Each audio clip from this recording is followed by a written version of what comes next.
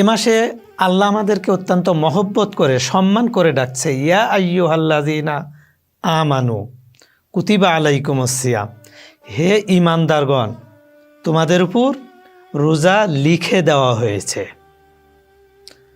বলা হয়নি যে রোজা ফরজ করে দেওয়া হয়েছে, রোজা লিখে দেওয়া হয়েছে। মানে কি, এই রমজানটা তোমাদের জন্য, রোজাটা শুধু তোমাদের জন্যই, এবং ঈমানদার বলে ডাক দিচ্ছেন আল্লাহ পাক রব্বুল আলামিন। কাজেই আল্লাহ যেহেতু বান্দাদেরকে মানে ভালোবেসে, আল্লাহ বান্দাদেরকে সম্মান দিয়ে, আল্লাহ বান্দাদেরকে মানে মূল্যায়ন করে ডাক দিচ্ছে।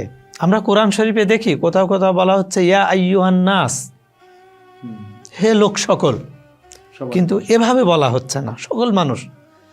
এখানে বলা হচ্ছে, শুধু বলা হয় যে ইয়া আইয়ুহাল মুসলিমিন, এ ধরনের কথাও কিন্তু বলা হয়নি।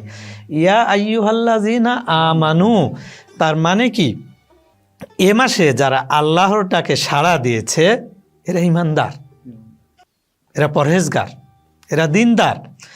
তার মানে এই যে আমরা আল্লাহর মেহমান, আল্লাহর দরবারে এসেছি, মানে রোজার পবিত্রতা রক্ষা করা মানেই আল্লাহর ডাকে সাড়া দেওয়া, রোজাদার হওয়া মানেই আল্লাহর ডাকে সাড়া দেওয়া। এ মাসে আল্লাহ বান্দাকে আপ্যায়ন করেন, জিয়াফাতুল্লাহ বলা হয়, মানে আল্লাহর মেহমান, আল্লাহ জিয়াফত দাওয়াত করেছেন তার দরবারে।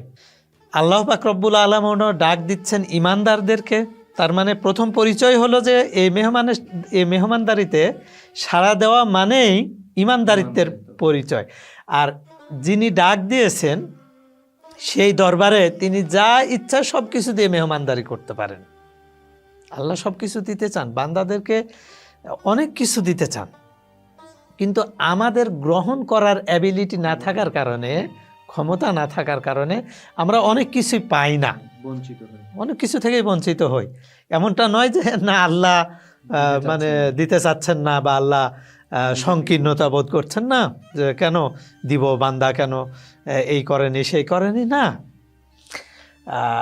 আল্লাহ সকলকেই দেন, সকলকেই দেন। যেগুলো সাধারণ নিয়ামত, সকলে নিয়ামত থেকে উপকৃত হয়।